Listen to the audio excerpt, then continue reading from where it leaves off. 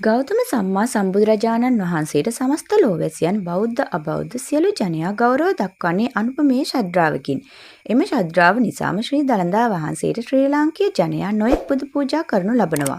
බුදුරදුන් දේශනා කළ ඊතා ගැඹුරු ධර්මයකින් යුත සුවාසූ දහසක් ධර්මස්කන්ධය ස්පර්ශ වූ නිසාම ඒ දළදා වහන්සේ බුදුරජාණන් වහන්සේ හා සමානව රැකීමට බෞද්ධයන් පුරුදු වෙලා තියෙනවා. කොහොම වුණත් පොදු ජනයා වෙනුවෙන් පැවැත්වෙන විශේෂ දළදා දැක්මක් අප්‍රේල් මාස 18 වනදා සිට 27 වෙනිදා දක්වා මේ වෙනකොට පැවැත්වෙනවා. ලංකාවේ දළදා ප්‍රදර්ශනයක් පැවැත්වෙන්නේ වසර 16කට පසුවයි. කොහොම නමුත් මෙම ප්‍රදර්ශනයේදී දළදා වහන්සේ ප්‍රාතිහාර්ය වීමට පුළුවන්. කොහොම නමුත් මීට කලින් මෙම දළදා වහන්සේ ප්‍රාතිහාර්ය පාලා තියෙනවා. ඉතින් මේවා ගැන ලිඛිත වාර්තා තියෙන තැනකින් අප මේ පටන් ගන්නවා. මේ වගේ කරුණු තුලින් පෙන්වා දිය හැකියි. ලංකාවේ යටත් විජිත යුගයක් බවට පත් වෙලා තිබුණු කාලයේ ඉංග්‍රීසීන් විසින් කිස්තු වර්ෂ 1918 පෙරහැර පැවැත්වීම ආදී කටයුතු තහනම් කරන්න පටන් ගත්තා. 1918 ඉඳලා 1929 දක්වා අවුරුදු 11ක් දක්වා කාලය තුල පෙරහැර තහනම් කරලා තිබුණු කාලයක මෙම රට තුල ඉතා දුර්භික්ෂයක් හටගෙන මිනිසුන් ඉතා කටුක තත්ත්වයට පත්ව කෑම බීම හිඟයක් ඇති වෙලා තිබෙනවා. දළදා වහන්සේ ප්‍රදර්ශනය නොකළ නිසා සහ පුද සත්කාර නොකළ නිසා මේ ආකාරයෙන් දුර්භික්ෂයක් පැවත එන බවට සිංහල ජනයා උද්ඝෝෂණයක් පවත්වා තිබෙනවා. ඉංග්‍රීසි පාලකයන් විසින් දළදා හාමුදුරන් වහන්සේට කළ යුතු පුද සත්කාරකම් කිරීම සඳහා නැවත අවසර ලබා දී තිබෙනවා. ඉන් අනතුරුව නැවත වතාවක් දළදා හාමුදුරන් වහන්සේ දළදා මාලිගාවෙන් පිටතට වැඩමවා ප්‍රදර්ශනය කරමින් පෙරහැරක් සිදු කළාට පස්සේ මහා වර්ෂාවක් වැහැලා තියෙනවා. එම අවස්ථාවේදී ගංගා ඇලදොල වැව් අමුණු පිරී ඉතිරි සියල්ල ඉතිරී යන්න ආකාරයෙන් මහා ප්‍රාතිහාර්යයක් පාමින් දෙගොඩ තලා යන මට ඉඩ සලස්වා තිබෙනවා. එම වර්ෂාව දළදා වතුර නමින් ඉතිහාසයේ සඳහන් වනවා. ඒ අනුව ඉංග්‍රීසි පාලකයන් පවා දළදා හාමුදුරන් වහන්සේ පිළිබඳව පැහැදිලා අතිශයින්ම ප්‍රාතිහාර්ය දක්වන දළදා වහන්සේ නමස්කාර කළ බව පිළි අරගෙන තියෙනවා. ඉතින් ඒ ගැන ඕනෑ තරම් සාක්ෂි ඇති නිසාම සැකයක් තියෙන කෙනෙකුට සොයා බලන්න පුළුවන්. දැන් යමු වෙනත් සිදුවීම් කිහිපයකට. එදා බුද්ධ පරිනිර්වාණයෙන් පසුව මල්ල රජදරුවන් උයනේදී ආදාහන උත්සවයක් සිදු වුණා. ඊට පසු දින මෙකී රජවරුන් සහ ද්‍රෝණ නම් බමුණා ආදාහනයෙන් අනතුරුව විශේෂ වුණු සම්බුද්ධ ධාතුන් වහන්සේලා එක් අයට බෙදුවා. එහිදී වාමදන්ත ධාතුන් වහන්සේ ලබාගත් කේම කියන රහතන් වහන්සේ කලිඟු රට බ්‍රහ්මදත්ත රජු වෙත පිරිනමන ලැබුණා.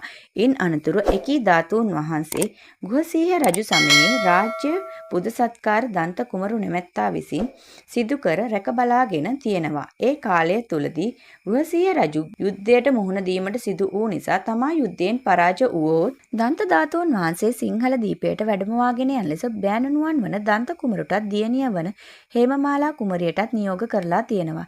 එම රජුගේ දියණිය වූ හේමමාලාත් බෑණනුවන් වුණු දන්ත කුමරුත් රජු යුද්ධයෙන් පරාජය වන දුටු අවස්ථාවේදී දළදා වහන්සේ රැගෙන බ්‍රහ්ම වේශයක් මවාගෙන ලක්දිවට වැඩම කරන්නට යෙදිලා තිබුණා. ඒ ආවේ ලෙහෙසි ගමනක් නොවේ. විවිධ බාධක මැදින් තමයි ආවේ. වරක් එහෙම අවස්ථාවකදී ගිමන් හැරීමට එක්තරා ගඟක් ළඟ නතර වෙලා දළදා හාමුදුරුවන් වහන්සේ ගම් ඉවුරේ වැලි දාගබක තැන්පත් කරමින් මදක් විවේක අරගෙන තිබෙනවා. එම අවස්ථාවේ අහසින් වැඩම කළ මහරහතන් වහන්සේ නමක් වැලි දාගබේ බුදුරැස් විහිදෙන ආකාරය දැකලා එම ස්ථානයට වැඩම කරමින් වන්දනා කරලා ඒ අසල ගිමන් හරිමින් සිටින හේමමාලා සහ දන්ත කුමරු යන දෙදෙනාගේ තොරතුරු අහලා තියෙනවා. ලංකාවට යන ගමනේදී යම්කිසි කරදරයක් උවදුරක් සිදු වුවොත් තමන් වහන්සේ සිහිපත් කරන මෙන් අනතුරුව රහතන් වහන්සේ ආපහු වැඩම කරලා තියෙනවා. එක් අවස්ථාවකදී නාගලෝකයෙන් පැමිණි පණ්ඩුබාර නාගරාජයා දළදා හාමුදුරන් වහන්සේ ගිලගෙන තමාගේ නාග භවනට අරගෙන ගිහිල්ලා තියෙනවා. කරඬුවක් සහිත දළදා හාමුදුරන් වහන්සේ නොදුටු දන්ත කුමාරයා සහ හේමමාලා කුමරිය යන දෙදෙනා රහතන් වහන්සේගේ නම සිහිපත් කළ පසු උන්වහන්සේ නැවත වරක් නාගලෝකයේ වැඩම කරලා දළදා කරඬුව වැඩමවාගෙන ඇවිල්ලා නැවත වතාවක් දළදා වහන්සේ ඕන් වෙත බාර කරලා තියෙනවා. දළදා හාමුදුරුවන් වහන්සේ සිය ලක්දිව වැඩම කරන අවස්ථාවේ මහ මුහුදෙහි නැව් නැගී ගමන් කරන අවස්ථාවේ නැව වටේ තියෙන රළ පහර සංසිඳී ගිය බවත් නැවත වරක් නාගලෝකයේ සිටි නාගයෙකුන් පිරිසක් පැමිණ 7 දිනක් තිස්සේම මල් පූජා කරමින් ආරක්ෂා කරමින් ගමන් කළ බවටත් තොරතුරු වාර්තා වෙනවා. ඉන්පසුව දන්ත ධාතුන් වහන්සේ සුවසේ ලංකාවට වැඩම කරලා තියෙනවා.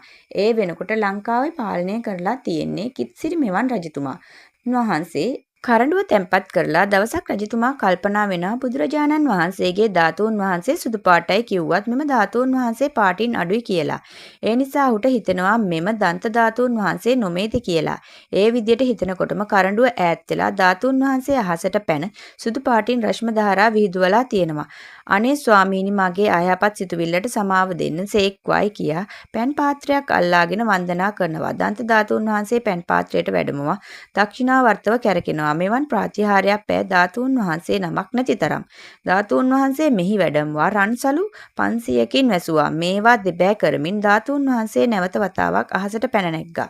සමන් පිච්ච මල් අරගෙන ධාතුන් වහන්සේ වැහුවා. වහන්න ධාතුන් වහන්සේ උඩට පැන නගිනවා. පොළොන්නරු රාජධානියේ රාජ්‍ය අවුල් වී ඇතිවුණු අවස්ථාවක වේදියේ සතුරු බලයන් අරාජය කරමින් රාජ්‍ය බලය ලබාගත් මහා පරාක්‍රම බාහු රජතුමා තමන්ගේ තලඳා හාමුදුරුවන් වහන්සේත් සුගලා දේවියවත් වැඩමවාගෙන ඒමට කටයුතු කරලා තියෙනවා. ඒ අවස්ථාවේ දළදා හාමුදුරුවන් වැඩමවාගෙන එන අවස්ථාවේ අකාල මහ වැස්සක් ඇදහැලී ඇති අතර රජතුමා විසින් කරන මෙම ක්‍රියාව හොඳ ක්‍රියාවක් නිසා එම පෙරහැර කිසිම බාධාවකින් වැඩම කරවා ගන්න හැකියාව ලැබේවැයි කියා රජතුමා සත්‍රාග්‍රහයක නිරත වෙලා තිබෙනවා. එම අවස්ථාවේ වඩින මාර්ගය හැර පිටතින් පමණක් මග දෙපස වැසි ඇදහැලී තිබෙනවා. කුණු දූවිලි ඈත් කරමින් ප්‍රාතිහාර්යයක් වෙලා තියෙනවා. මේ සම්බන්ධව ඔබේ අදහස පහලින් කමෙන්ට් එකක් දාන්න අමතක කරන්න එපා. අපි මේ වගේ අලුත් වීඩියෝවකින් නැවත හමු වෙනතුරු මෙම වීඩියෝ නැරඹුවාට ස්තුතියි.